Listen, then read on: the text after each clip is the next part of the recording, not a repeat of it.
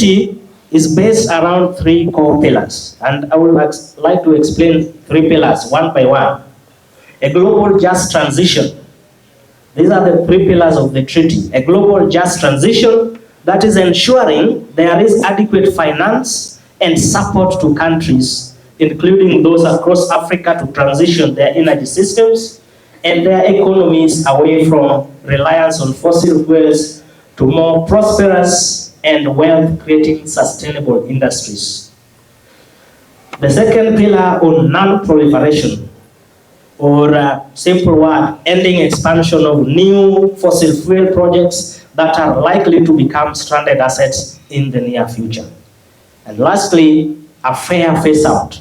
That is, differentiated phase-out timelines where wealthy countries must move fast and fastest, and developing countries have more time and support to enable the transition. So the figure I showed about US, comparison about US and Congo, the treaty expects that US will move fast and faster in terms of a transition. Congo will have some time, and then the finance to transition must come from these countries, like the US, to poor countries like Congo and the rest of Africa and the global south. Now, as of now, the treaty proposal is backed by a range of global leaders, including 101 Nobel laureates. The World Health Organization included has endorsed the proposal. The European Parliament has endorsed the proposal, and more than 90 cities and sub-national governments.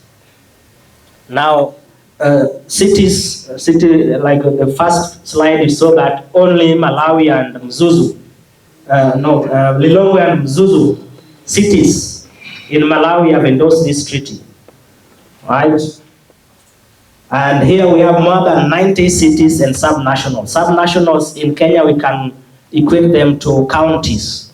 And I know there are programs aligned to ensure that our counties, our governors are also involved in this, as well as other cities, to see how this is geared towards having an endorsement from the national government. More than 660 elected officials from more than 80 countries. So MCAs, MPs, different lawmakers have already endorsed this treaty. And in September last year, Vanuatu is an island nation, called for the fossil fuel treaty to be negotiated on the floor of the UN General Assembly.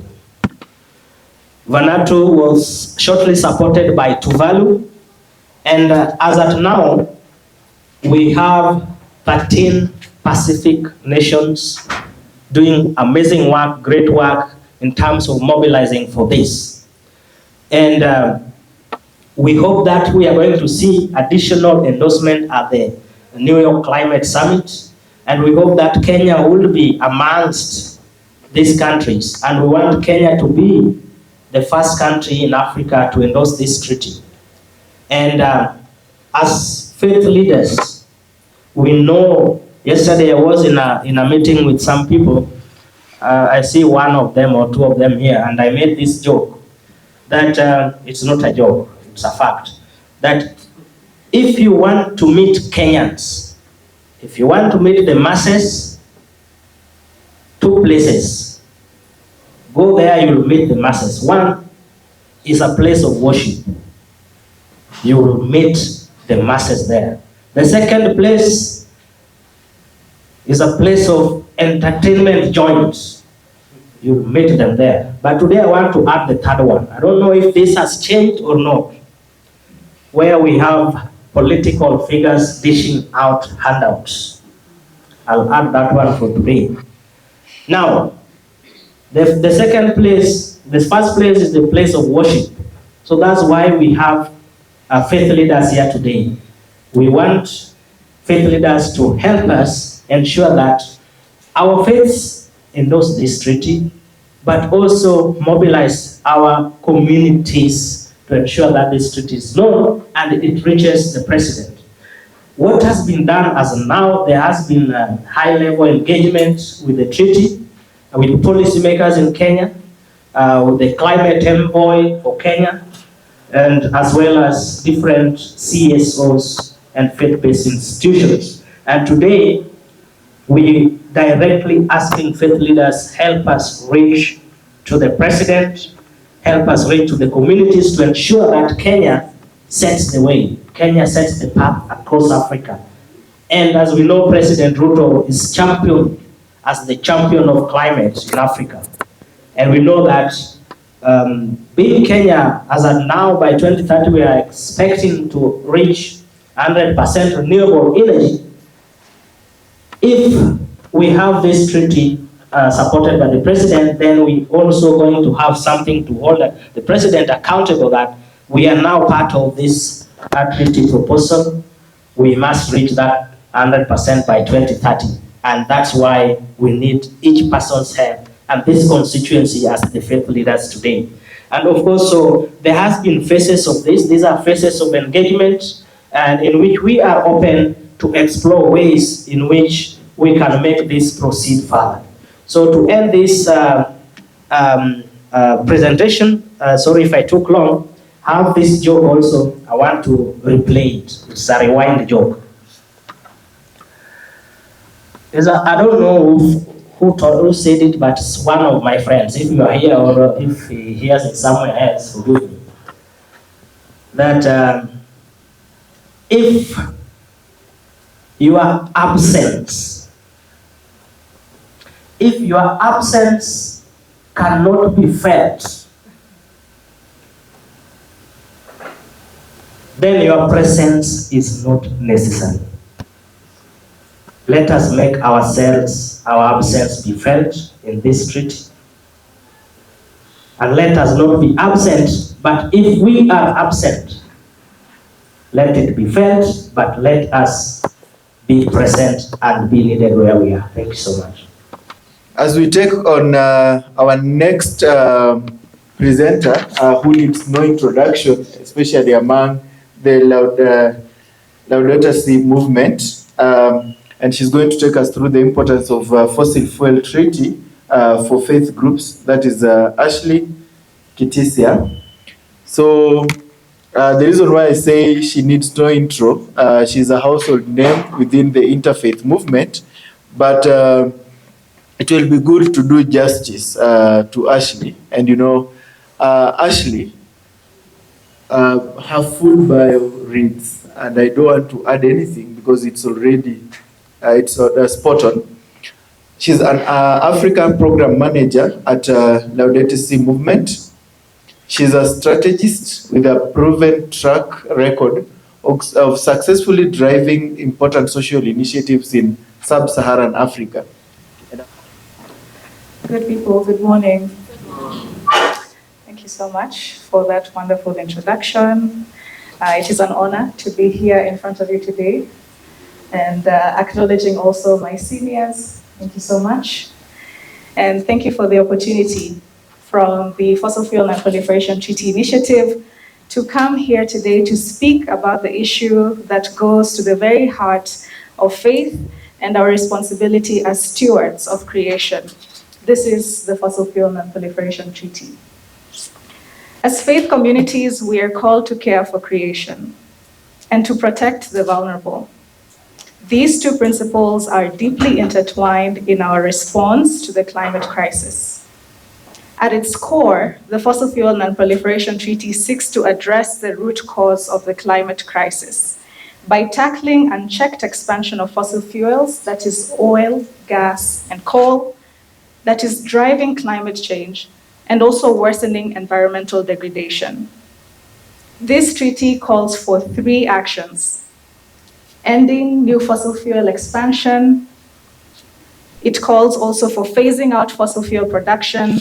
And lastly, it ensures a just transition for workers, communities, and all people who are dependent on this industry. So why is this important for faith groups? One, in our teachings as people of faith, we do have the common responsibility of stewardship.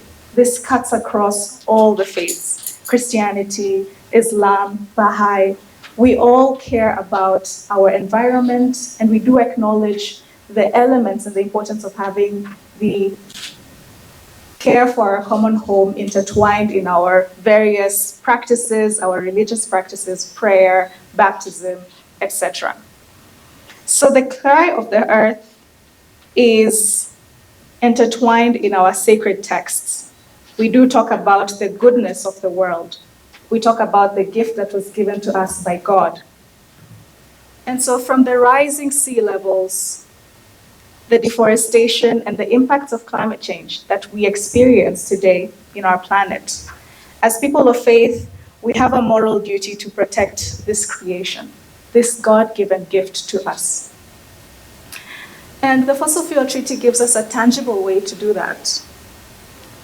It gives us the duty of advocating for preservation of our environment and also ensuring that future generations also get to enjoy the beautiful gifts that God has given unto us. The cry of the poor. Climate change does not impact all people equally.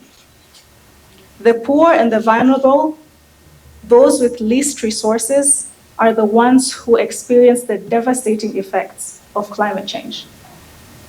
From droughts to floods, those struggling to meet their basic needs are the hardest hit. And so as faith groups, we stand in solidarity with those who are poor and are oppressed. The treaty addresses this by calling for a just transition, ensuring that we move away from fossil fuels, we ensure that workers and communities who depend on them are not left behind, and also global South countries are given the finances necessary to be able to still propel their development and still have access to energy, as Prince had intimated earlier in his presentation. So this is where the faith letter of the Fossil Fuel Non-Proliferation Treaty came up. Various faith leaders came together to discuss the principles of the Fossil Fuel Non-Proliferation Treaty and outlined it in a letter. Since the inception of the faith letter, we have had over 3,000 faith leaders endorsing the letter. We've had 500 faith-based institutions supporting this and recognizing that this global crisis requires a global response. We have seen cities, municipalities also declaring support for this treaty. And in international spaces, faith-based organizations have not been left behind in campaigning and rallying and leading from the front the call for this Fossil Fuel Non-Proliferation Treaty. Our voices are being heard in halls of power. They're being heard, reminding leaders that climate action is not just a political or economic issue, but it's actually a moral one. The Catholic Church under Pope Francis has been a global leader in this space, with the Vatican explicitly supporting the phase out of fossil fuels through the faith letter. This year, during UNEA 6, our Islam brothers also joined the call and gave us a very beautiful gift, Al-Mizan, that also calls for the moving away from fossil fuels. This season of creation that runs from 1st September all the way to 4th October is also a moment of people of faith to celebrate and care for our common home. And our advocacy call to action for this year has been to endorse the Fossil Fuel Non-Proliferation Treaty. We have had high-level webinars bringing together political leaders who have endorsed the treaty, but also bringing together faith leaders, such as the Anglicans, the Catholics, to all come together to share why they have endorsed the treaty and why it is a beautiful thing and a good thing for all people of faith to join this call. So this is only the beginning.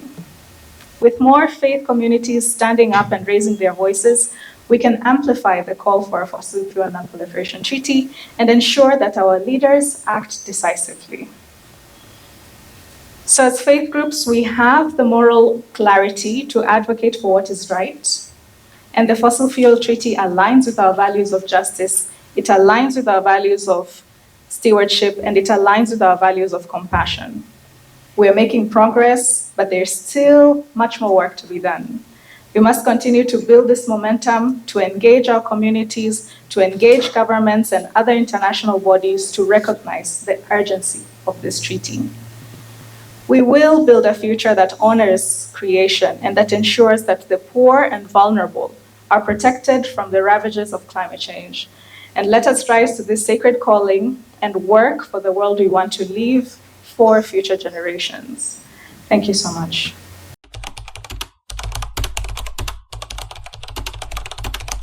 UCB has come out very strongly, and you've been at the forefront of social justice. Maybe first of all, briefly tell us what was your involvement in the front lines of the clashes, from the front lines of the Garissa attack. I googled you, by the way, and just what was your involvement from a social justice perspective? What were you trying to achieve with the communities at that time? Thank you very much. The experience that I have when it comes to human rights and peace building is diverse. In the year 2008, 2007, 2008, I was working for the Association of Sisters of Kenya. That is the organization that brings all the religious Catholic nuns together for justice and peace. And thus I was seated at the KCCB as one of the executive. And that time when the post-election broke out, I was in the team that was trying to urge the Kenyans to stop violence, the youth, to stop violence and listen to what will happen. I was telling them, we were telling them that, yes, there is something wrong, but something wrong cannot be addressed with something that is wrong again. And I remember that I used to receive calls from all over this country, and I'm told that there are people from Mangu, from Murang'a, from wherever they are from, they were working in Western Kenya, and they are coming back. But these are children whose parents have been killed through the classes. I remember one thing I went physically was in Kavira, and we established together with the Red Cross the camp in Jamhuri. I remember this case where I met a small girl crying. She didn't know that her parents were dead. She didn't know where they were, but she was crying for a cup of porridge. And someone who had cooked this porridge didn't want to give this kid this cup of porridge. Very bitter. I said, look, even me, I'm looking for one of my relatives. Look, this is not an act of a certain religion. And that is when I knew the importance of interfaith youth, importance of interfaith dialogues. So we were talking together, we started cooling people together.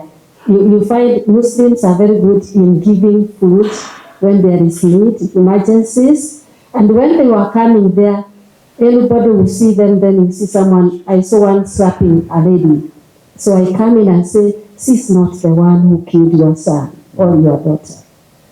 We need to think as people who are created by one God, regardless whether you are Muslim, whether you are Hare Krishna, whether you are whatever you are, we are all God's children. And I was telling them, whatever name you call your name, at the end of each equation, you will say, it's the same God that has created you. Yes, sister. And Father Kaiser, I sat in the court for 4 good years, having known Father John Anthony Kaiser in my formation in Kiligoris, Transmara.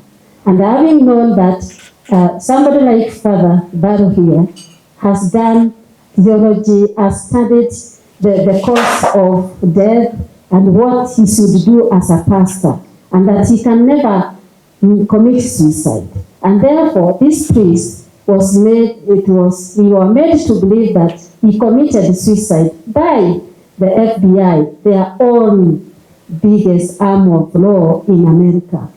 And so we decided as a church, we want to follow. So I followed this case to the end in the year 2007, August 1st, when it was ruled out that Father Kaiser never committed suicide. Thank you, sister. Yeah, that's a very, very, very detailed introduction of yourself, and I needed to know exactly how deeply, and also for the audience to understand how deeply you've been involved in human rights and in social justice. So my question for you then is, where does climate justice come in, especially when it comes to faith-based dialogues?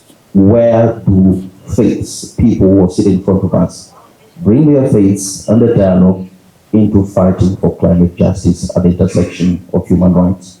Allow me to start with this, that in faith, and you said it, in rivers, in mosques, in Catholic churches, in other churches, is where many people go.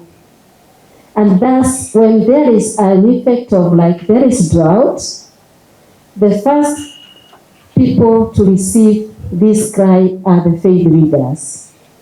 And so the faith leaders can never separate themselves from what is really happening and affecting their own community. So when do we come in? When we are giving like emergency food, or we are helping people who are affected by climate crisis, I want to go very fast to the example of Kajiado, where I have currently a project where I got a cry of people, and as a church, and as a believer, and as a sister, and as somebody who is in charge of an organization that responds to the cries of the people. So my first thing was respond to them, take them food. But then after taking food, have you addressed the climate justice issue? No. And so then we thought of what do? We need to train them on how to do organic farming, to keep daily kettles, to keep, those little things, and getting 100 head of kettles, and once there is no water, there is no food, what happens? They all die, and then they are in trouble, then we go back to give them food. So the church or any other faith that is, we are all called to respond to these emergencies, but where we come into also addressing it so that you don't get into relief food forever. So that's why where the faith coming into this case. Great. It's great you mentioned communities, and you have a community member here, Brother Moses. Hapo Kajiado umetaja nyumbani. Just pass the microphone please. Hebu tueleze wewe ukiangalia jinsi mabadiliko ya tabia nchi yameweza kuaffect ama kuathiri vipi maisha yenu, na ni nini ambayo unajaribu kufanya ili kuweza kurekebisha hayo yote na kuwa na maisha ambayo mnastahili kuishi hapa duniani. Asante. Bila mnajua kwamba sisi Kajiado ni wafugaji, na sisi huwa tuna feel ama huwa tunapigwa sana na mambo ya hiyo climate change, sababu unakuta kwamba ukiwa kiangazi mifugo zetu zinakufa, na zikikufa, na ndio tegemeo letu kama watu wa Kajiado, tunapatwa na shida nyingi. Kwanza tunapatwa na njaa, sababu hiyo ndio tegemeo letu. Tunapata shida ya school fees kwa watoto wetu, na pia hata unakuta ya kwamba sababu tutahamisha hao mifugo zetu, bado tunapigana na wenzetu wale ambao tunaenda kwao kulisha mifugo zetu, na basi sababu kwenye tunapeleka hakuna shamba yetu, tunapeleka kwa wenyewe, na unakuta kwamba itakuwa vita kati yetu na hao wenyeji ambao tumeenda kuwakuta kule tukitafutia mifugo zetu malisho. So mara mingi tunashinda tukitegemea misaada, vile sister amesema, tunakuwa waombaomba ili tupate kuishi, kulisha watu, tena si mifugo, sasa ni kulisha watu. So sisi huwa patwa na hiyo janga mara mingi. Na hapa katika jamii yenu wa Masai, sijui kwamba mmepata mafunzo ya aina gani ili kuweza kuwahamasisha kwamba kuna uhusiano kati ya athari ya mazingira, kwa vile mnasafiri muda mrefu sana kutafuta maji na malisho, hiyo connections. Sio kama jamii imeanza kufunza ili waeleze shida iko wapi na ni jinsi gani wanaweza sasa kuwahimiza viongozi wao kuweza kuwa represent ama kuwakilisha ili kusaidia ku reverse all these effects. Mafundisho hatujapata kikamilifu. Unapata kwamba ile mafundisho tunapata ni ile mafundisho labda unafunzwa na ulimwengu pale unapopigwa na hiyo kiangazi. Sasa unaanza kufikiria ni nini hiyo nyingine ndaweza fanya ili kuweza kubadilisha maisha hii, sababu tunajua mwaka hiyo nyingine kiangazi bado itakuwa. That brings me in Dr. Father Peter Mbalo. You are a university lecturer and also a priest. These communities, some of them are Christians, they have different religions. And so now I wonder then, where is the hole and how can we plug it in terms of teaching the communities about the role of climate justice? Because if you're going to get the fossil fuel non-proliferation treaty signed, or there has to be, we've learned in Kenya that pressure works. You know what has happened, we're not going to go into that, but pressure works. But you cannot exert pressure with that knowledge. How do we plug this knowledge from your perspective as a teacher and as a priest? Thank you very much. The first thing to note down is that an academic institution, the nature of a Catholic university, operates on 3 pillars: carries out research, teaches, and does community service. And therefore, one thing is in the area of justice and peace. And as we look at the church teaching on care for creation, we carry out research on matters of climate change, and therefore we look at some of these things that are affecting our communities. And once we do those kind of research, sometimes we do what we call action research, whereby we go to the communities and exactly identify what is going on, identify the gaps, and see what can be done. Those research findings are documented, and then we start what we call the teaching, especially of our young people, because these are the drivers of change. These are the drivers of social transformation, because our young people have the potential of looking at the things that are affecting us and also taking action towards mitigation of climate change, and at the same time coming up with the solution even for future. And therefore we empower our young people so that as they go out, they are graduating as people who are going definitely to bring that change and change these communities. But at the same time, we are also in the Catholic University, for example, in the Center for Social Justice and Ethics, connecting our academia with the community. Like, for example, the Maasai community. We thank God we are not too far from where we are. We sometimes visit Kajiado, and of course what Sister said, we go even to Isinya, that community, and our young people are able to go on the ground and see what these people are experiencing, and therefore come up with what you can call the link, so that they can understand the moral principle, the moral teaching regarding care for the environment, whereby we are reminded, and there are 3 moral principles. That number 1, we have to care for the Mother Earth with all its beings, both animate and inanimate. And therefore, when we are teaching that, we bring that moral consciousness, which is very, very important, because it will make people make right decisions, make judgment about what needs to be done, and take right actions.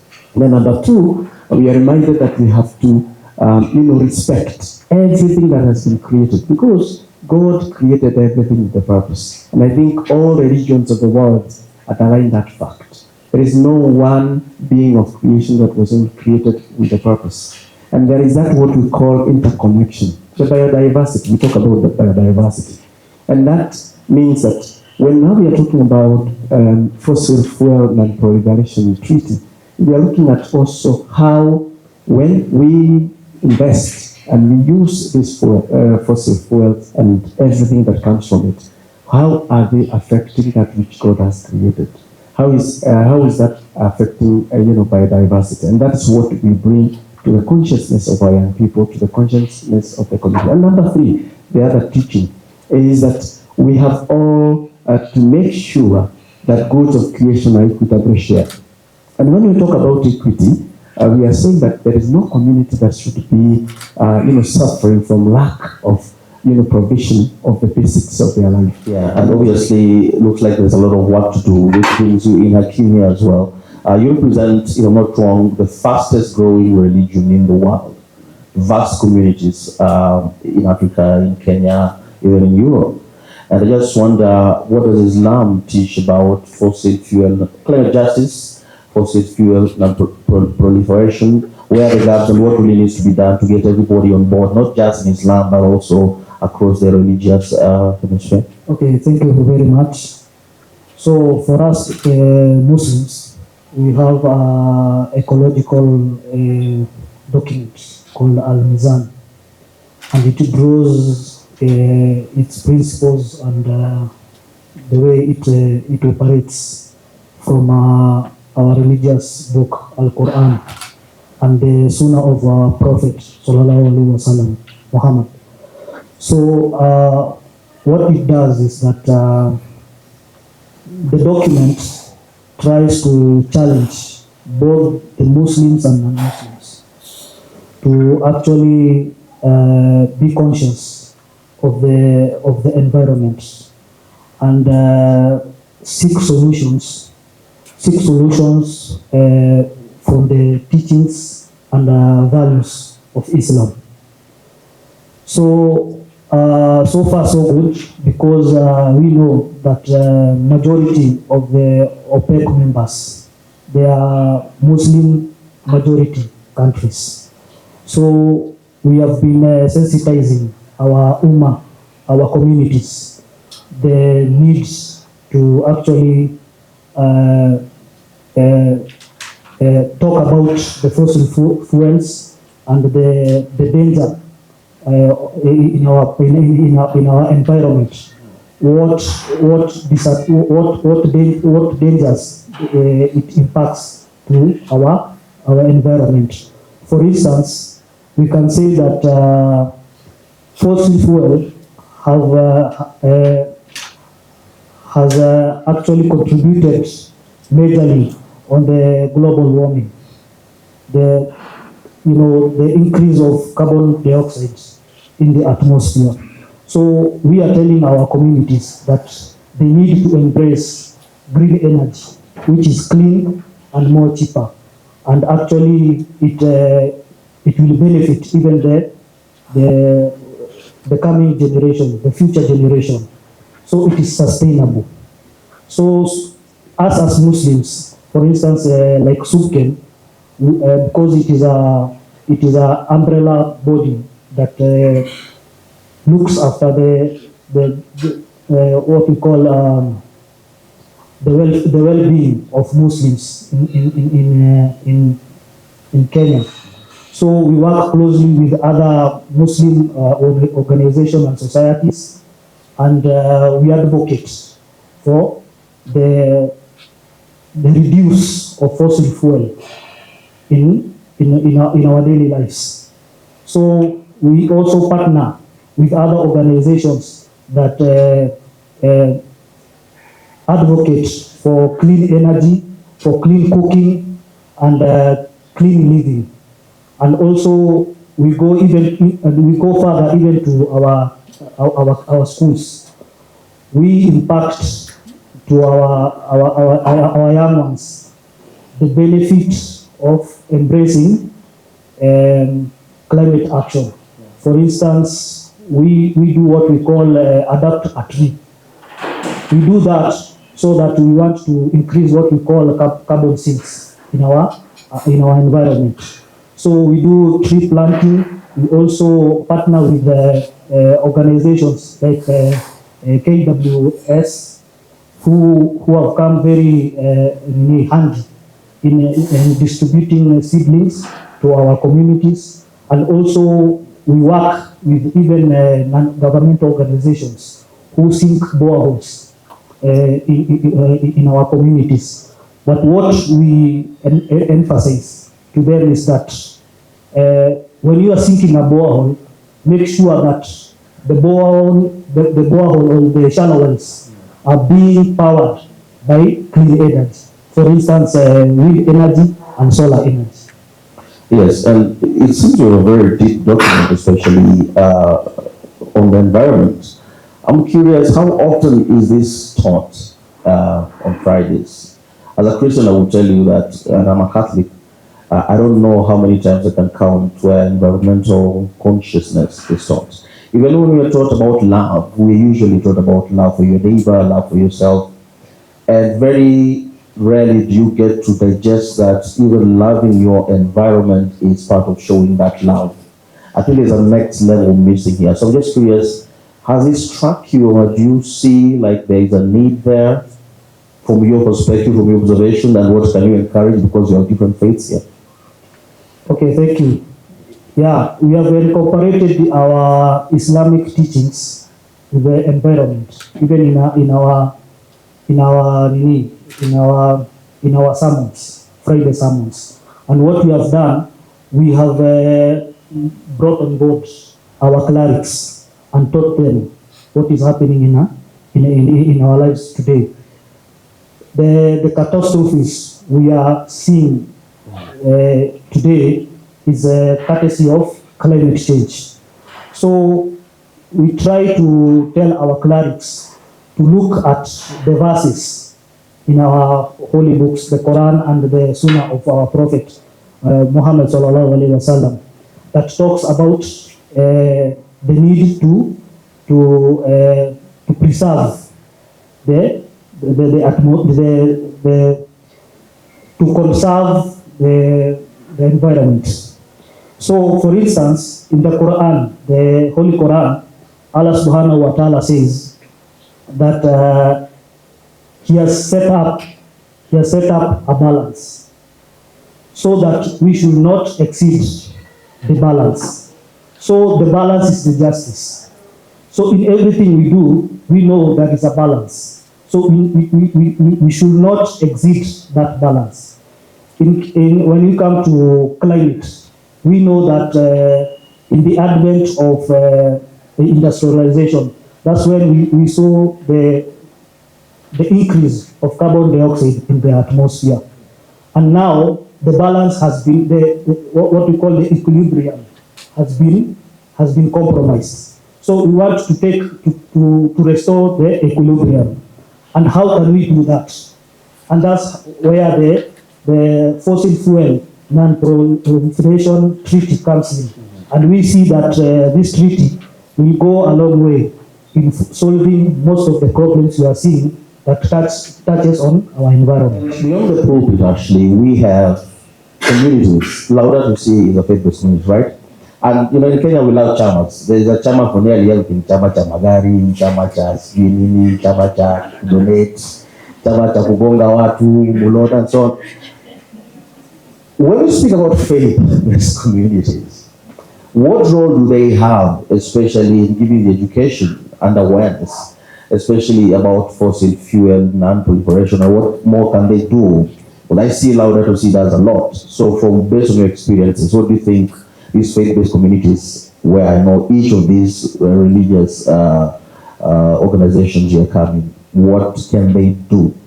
Yes, like you've said, faith-based communities are present even where we can't reach. We in the urban centers still have so many places where we cannot be able to have our message being accessed and being received. And so one of the ways is to ensure that there is connectedness between the grassroots all the way to the top, and almost working in collaboration and ensuring that there is a synodal, we call it synodal, like a connectedness between what people are experiencing in the grassroots and also what we are communicating in terms of messaging in the urban areas, almost like in the middle, but also in the top. And so what Laudato Si movement has done is that we came up with a program called the Laudato Si Animators Training Program.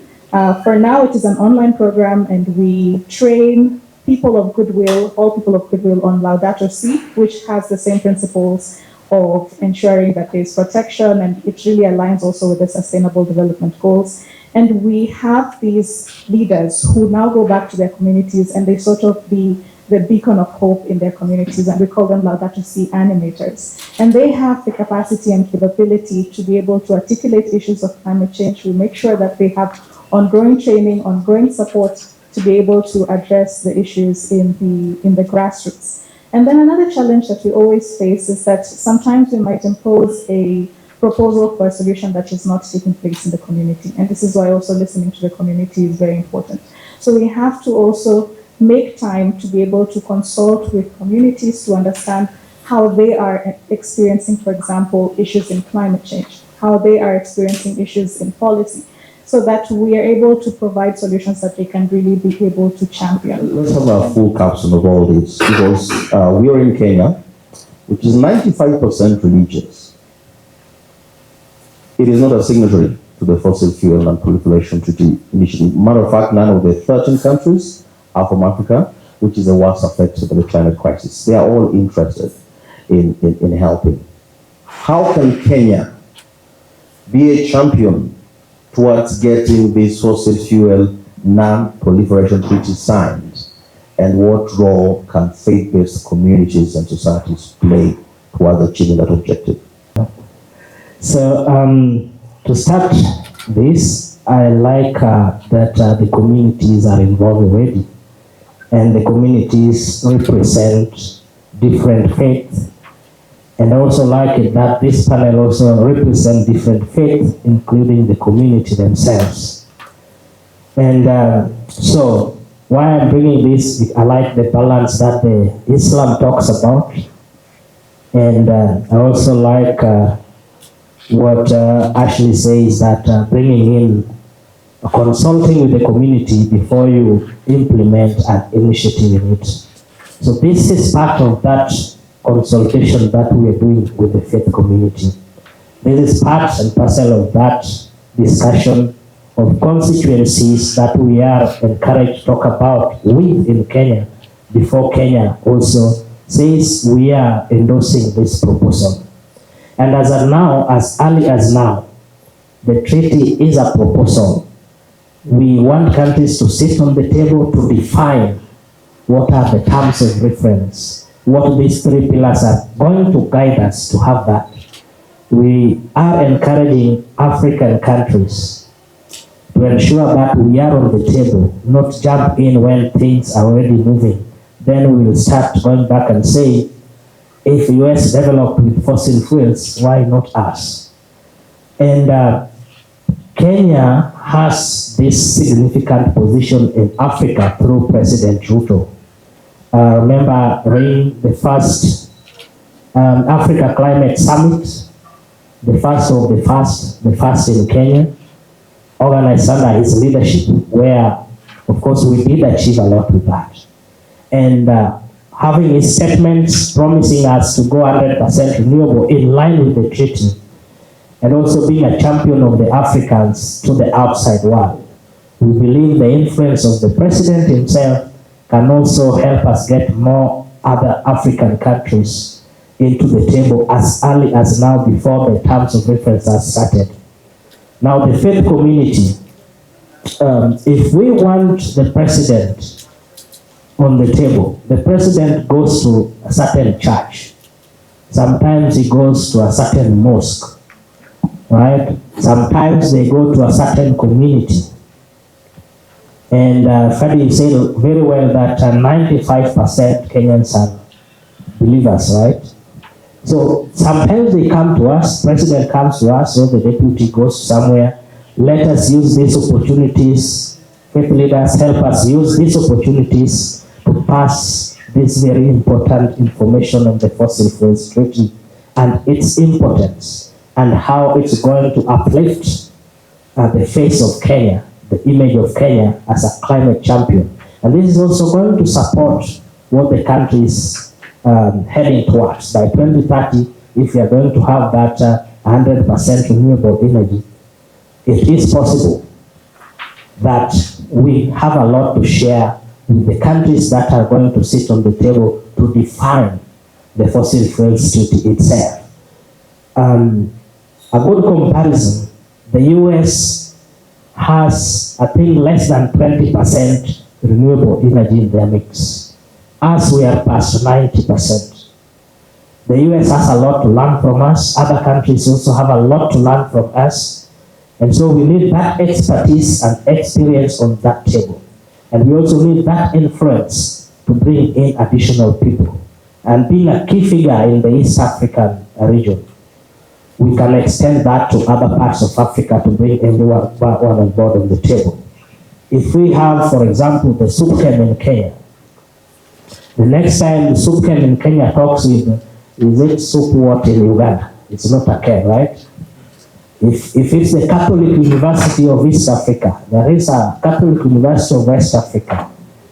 So the faith community, faith leaders will help us also internally in ensuring that we have the first African endorsement by Kenya, but after that it doesn't stop there. We share the environment with Ugandans, we share it with Somalians, we share it with Burkinabe, and religious institutions are connected. I had that Father Mbaru studied in Benin University, right? You met some Southern Africans there. So that influence is what we are looking at. And I believe that these faith leaders are going to help us achieve this fast and fastest. Let's take this as a conversation starter towards making sure that you understand. And I believe that all of us have come out with something, right? For me, I've just learned that it's very important to find a way to translate what love is. You love yourself, that's why you take a shower every day. You love your children, that's why you provide for them. You love your house, that's why you make sure it's clean. Do you love your earth enough? Why is it being dirty by coal, oil, and gas? And what are you doing about it? Okay, so think about that and how your role can be involved. But before I let you go, let's have one more word from Brother Kamau, who can give us talk from Hare Krishna, and then we close, and then move to the next session. I think there's going to be a Q&A later. Christian, there will be a Q&A later. I understand that there's something that has to be done now, especially for the benefit of the journalists who come, document signing and so on. Then we can have the Q&A later. The questions are coming. Absolutely. But my question is a political and a diplomatic question that I would wish Gambaru and Prince to address. I'm looking at frameworks that have been done previously from the UNFCCC. I'm looking at the global discussions that we've been having, and then I'm asking myself one question, that within how is this establishment that we are looking at that can provide a very robust framework for economic alternatives, that monitoring and accountability question that we are all asking, and then in terms of in relation to carbon markets, the supports that the objective of the fossil fuel and proliferation treaty, and how do we ensure that communities transitioning away from fossil fuel will receive very equitable benefits, and that emission reductions and that transparently tracked and verified tool, or I really want to hear from Prince thought of thinking that what are we looking forward to after we've had this discussion on fossil fuel and proliferation treaty. And then Father would actually tell us, with the comparison with the studies and the research done with global platforms and discussions, what are we looking up to? Thank you, Stephen. So, first of all, just make a few clarifications. The treaty as of now is a proposal. It's not yet defined. There are no terms of reference as of now. Right now, we are bringing in stakeholders to the discussions to mobilize their governments to come on the table to discuss the terms of reference for this proposal. What we have as of now are the 3 pillars, which will guide us in terms of when discussions for the treaty itself commence. And the 3 pillars are: 1, the hard word, non-proliferation. The simple word, stop new fossil fuel production, stop the proliferation. Second pillar is on just transition. Just transition, we are looking at a way that we want, as we bring in renewable energy into the mix, we retire the old ones. So we've stopped new ones, meaning we are still continuing using what we have already. But as we retire the old ones, there will be a gap that will be filled with the renewables. Third pillar is a fair phase out of fossil fuels. Fair phase out means we want countries like US or Germany, or if you say developed countries, to transition fast and the fastest. We want poor countries like Nigeria, Congo, or South Africa, I don't know, is it poor, to transition at a fair phase, not compared to what US can do. Why? US has the financial assets as compared to Nigeria or DRC or any other country in the global south that gets over 90% of their GDP composed from revenue from fossil fuels. That's there. Now, how are we going to monitor this?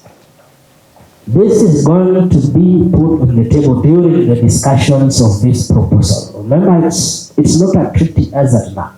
It's a proposal. And this proposal is going to be discussed once we have a sizable number of heads of state sitting on a table like this and discussing those parameters. And on my last question on this, if I'm not wrong, what way forward? Way forward is that if we wanted President Ruto, if you can bring for us President Ruto here today to endorse this proposal and be on the table during the discussions, that will be the first step towards the treaty terms of reference when we have a sizable number. However, our theory of change dictates that we must have this either top-down or bottom-up approach in terms of engaging different constituencies. This is a faith constituency. We have engaged policy constituency. We continue to engage different professionals, the health constituency, the youth constituency. However, the end goal, this is a high-level policy tool that is going to help a country like Kenya at the top there.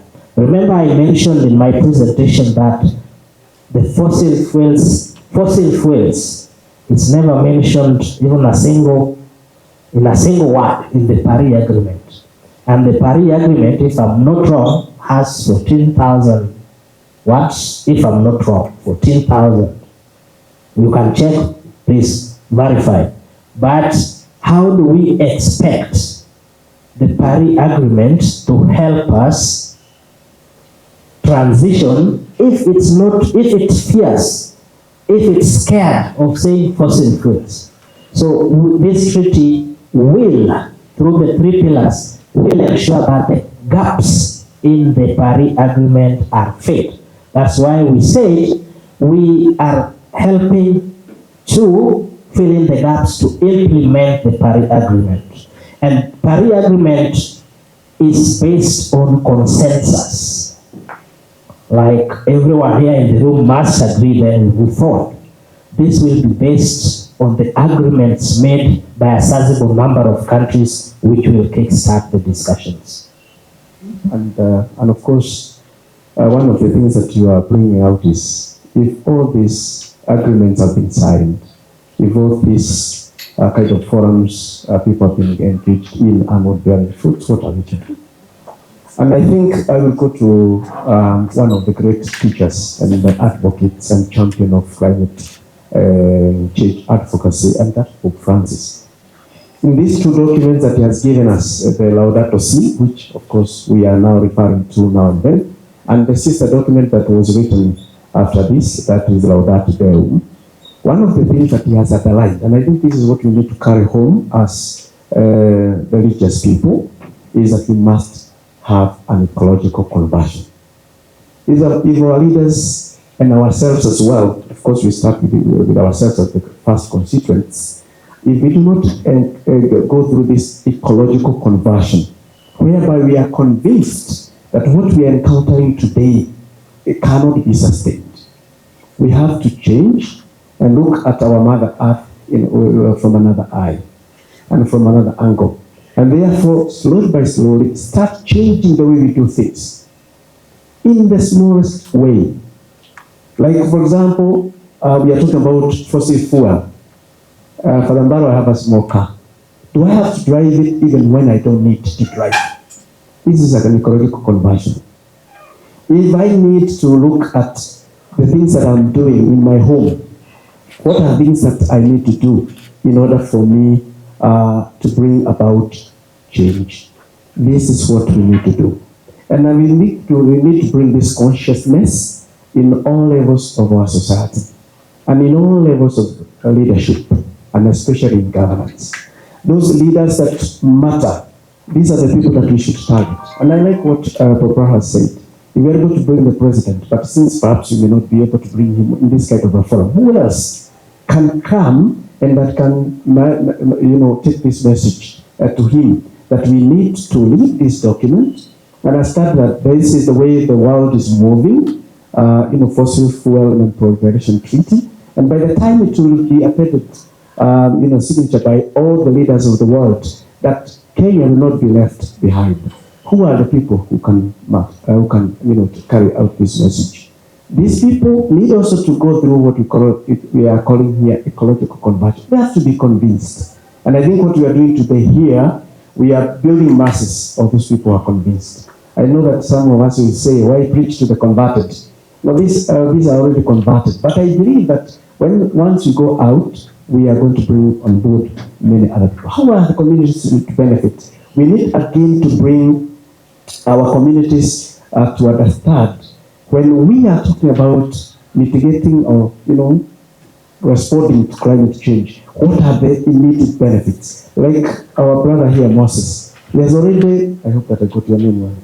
Yes, isn't it? I believe that he has already gotten something that he is able to take the community and bring it out that once we engage in small activities that will bring this change, we are going to have direct or even indirect benefits. Again, we are here, and this is my last point, to become men and women of hope.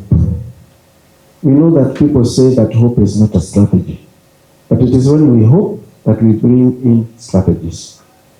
If we have no hope, we cannot even think about strategies. So we are being reminded again by Laudato Deum that hope must characterize our every activity. Why? Because if we do not hope, then Pope Francis says we are like committing suicide. Lack of hope is suicidal. And I think that's why we should always look at our climate initiatives, and then climate change initiatives, and then we see that we are driven by that hope. I think that's what I can say for the gentleman. Thank you. The next question, we'll stop it there. Thank you so much, Papa, Ashley, Sister Mary Francis, Brother Kim, Father Peter, Brother Moses, and Brother Kamau for all the engagement. And for all of you for patiently listening. I think we'll stop it there. And all remember, as you go out there, just think about how you can contribute towards a fast, fair, fully funded fossil fuel phase out. Thank you all very much. You may have your seats.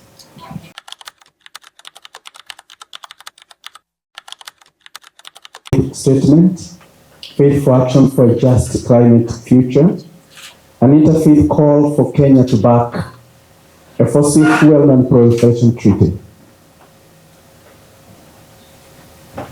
As we join together in the spirit of unity during the 2024 season of creation, we are reminded of the sacred responsibility entrusted to us to care for the earth and all its inhabitants.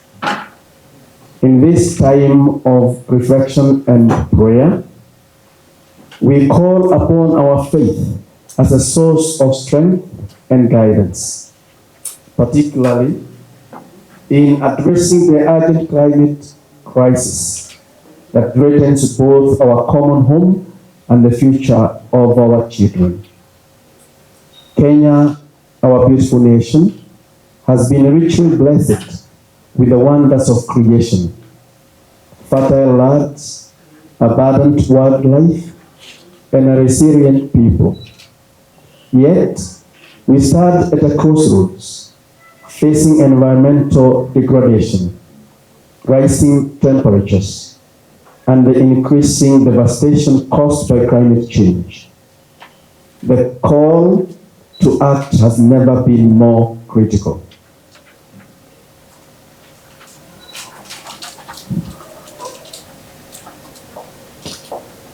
As we pray for good leadership, we humbly ask that our leaders, including our Honorable President William Ruto, be guided by wisdom and courage. We pray that they lead us with a vision that safeguards the dignity of life, protecting the most vulnerable, and ensure the sustainability of our precious environment.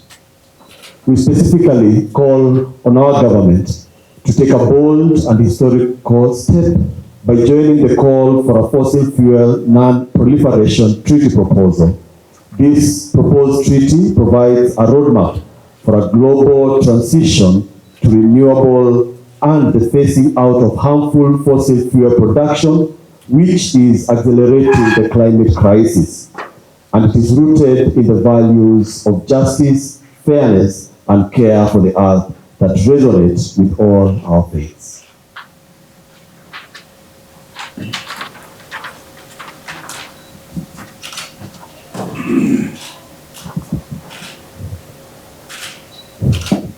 The impacts of climate change are already being felt across Kenya.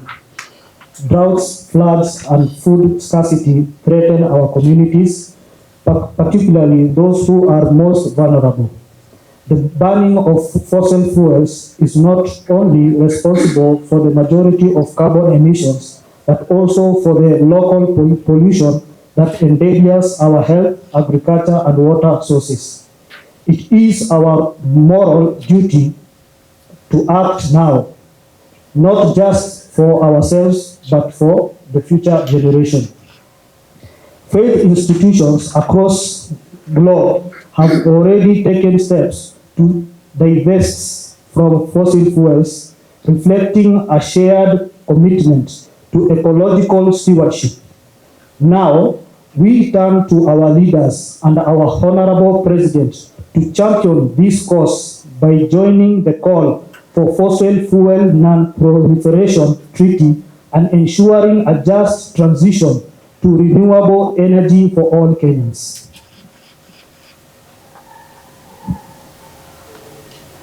We believe that together we can lead the way in responding to the climate crisis by harnessing the power of our faith, the strength of our unity, and the wisdom of our leadership. Let us pray for guidance, and may our leaders have the courage to act decisively and justly, embracing a future where all people and the planet can thrive in harmony. As we offer our prayers during this season of creation, let us renew our commitment to protect God's creation and to advocate for policies that reflect the values of love, justice, and sustainability. We humbly urge our government to formally support the call for a fossil fuel non-proliferation treaty, setting Kenya on a path of true leadership in the fight against climate change.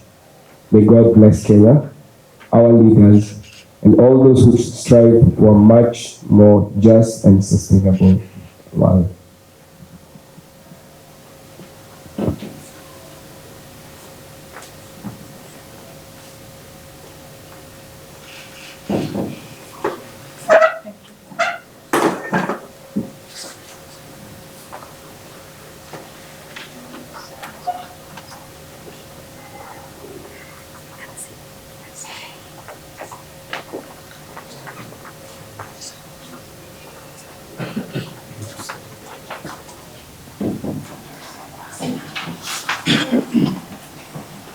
Thank you so much.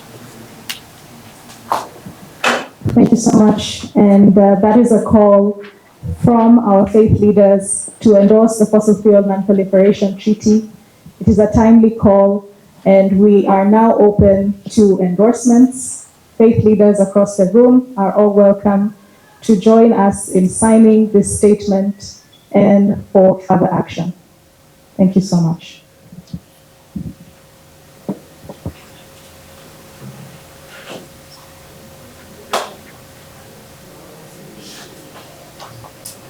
Tumjenge at least mtu mmoja, moral support. Yeah.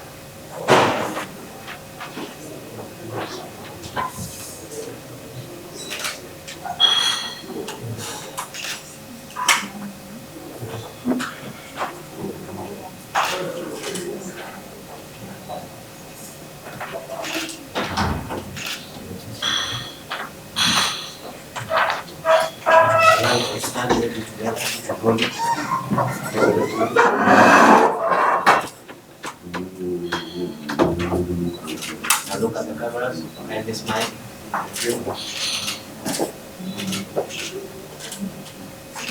He's smiling. Now he's smiling.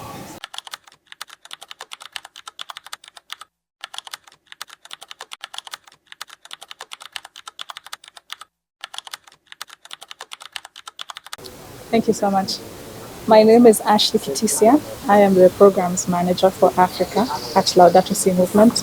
Laudato Si Movement is a faith-based organization looking at empowering and equipping people of goodwill to take action for our common home. And we are currently celebrating. We have an annual Christian celebration called Season of Creation that runs from 1st September to 4th October. And the advocacy call to action for this year's Season of Creation is to endorse the Fossil Fuel Non-Proliferation Treaty. Therefore, we gathered here different faith media and also faith leaders to come together for an interfaith media briefing on the proposal for a fossil fuel non-proliferation treaty. So we are trying to sensitize communities to join this initiative of the fossil fuel non-proliferation treaty, to champion it and also to endorse it. So that's what we are doing here today. And the Fossil Fuel Non-Proliferation Treaty initiative has been one of the advocacy calls to action for Laudato Si movement. This is because also Pope Francis, in his encyclical letter Laudato Si, has called us to look at ways to reduce our carbon emissions, including looking at how to find alternative solutions to fossil fuels. And we have been advocating for this from the grassroots all the way to the top roots, including championing it at the Vatican level, but also at the Kenyan context by having communities here in Kenya all joining the call for this fossil fuel treaty.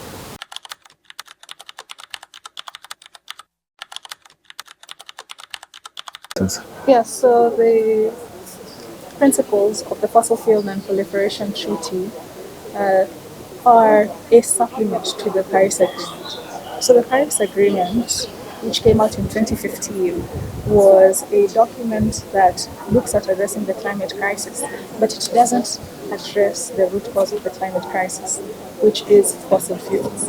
And so this is a treaty initiative that is coming to supplement the Paris Agreement by addressing and tackling the root cause of the climate crisis. This is the banning production, exploration of oil, gas and coal. And also it wants to do that in a way that is fair, that is looking at communities and looking at justice, but also one that looks at transitioning to 100% renewable energy in place of stopping digging for oil, coal and gas.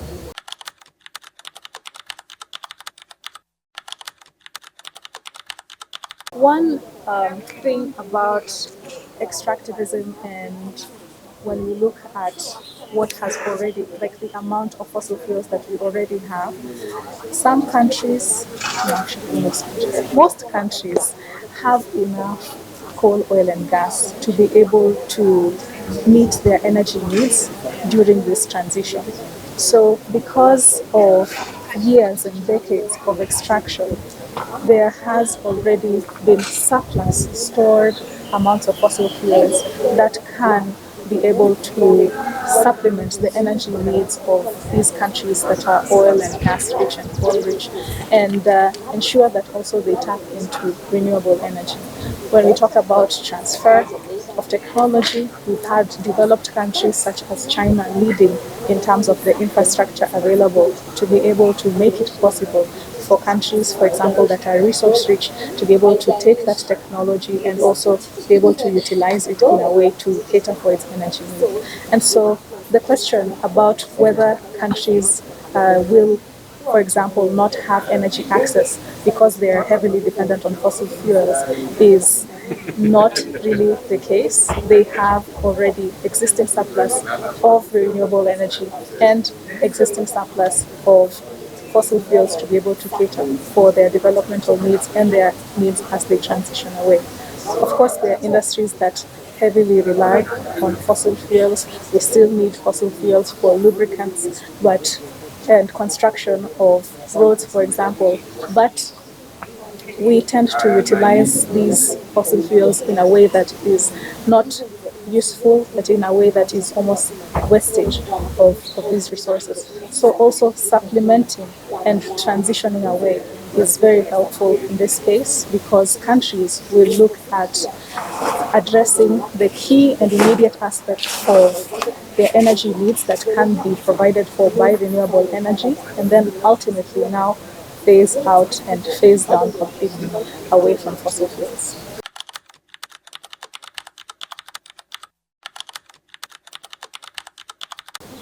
The role behind the concept of a fossil fuel non-proliferation treaty is that countries and individuals have been concerned about the climate crisis for quite some time.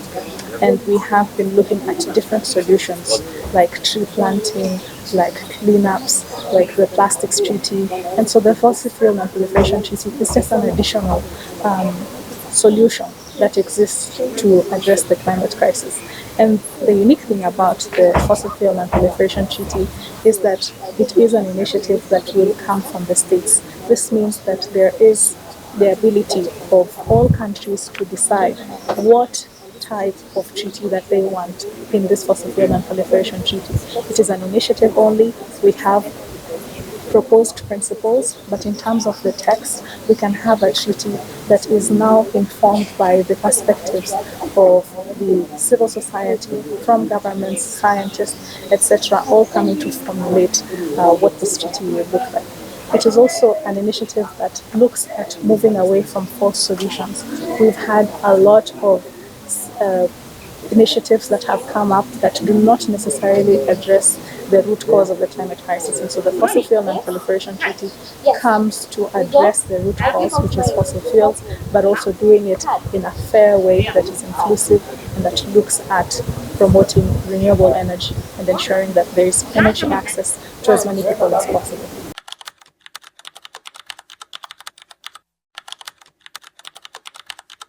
So my name is Prince Papa. I work with Fossil Fuels Non-Proliferation Treaty, and I am based in Nairobi, Kenya. The Fossil Fuels Non-Proliferation Treaty initiative works to promote a treaty proposal to end the use of fossil fuels, which includes coal, oil, and gas. So today we were meeting with faith leaders, and this was the second time we were meeting with faith leaders and them issuing a positive statement and response for the support of this treaty proposal. And so today we saw the faith leaders issuing that statement, touching base on the 3 pillars of the treaty. One pillar being just energy transition, which we so much need. For example, science says that Africa alone can provide enough renewable energy to service the entire globe up to the year 2050, Africa alone, that potential. So we want the second treaty on fair phase out. Fair phase out, in Kenya, we are over 90% renewable energy. And in a country like South Africa, they are at 90% use of fossil fuels. So fair phase out means that we want countries that are heavily dependent on the fossil fuels, but predominantly the West, to have a fast and fastest time to phase out fossil fuels, while African countries have a fair amount of time to advance to the new energy, renewable energy investment that we need. And the last one on phase out, that we need not to disrupt the energy system requirements, but we need to see in a way that we bring in renewable energy, we phase out the old ones. Remember, the first one is stopping new fossil fuels. So how do we end the use of the old ones? By bringing in renewable energy to fill in the gaps. So today is also a call to the President of Kenya, President Ruto, to come on board, support this treaty proposal, and also help us galvanize support from across the continent. Bring in other African leaders to endorse this proposal, so that when we have a sizable number of countries on board, joining the 13 which are already there, then we'll have a good number of people to talk about the terms of reference of this treaty. We believe the president is a climate champion, a good African leader who can help us achieve this. So the fourth leaders themselves also promised that they are going to engage in different spaces that they have with policymakers to ensure that we achieve this goal.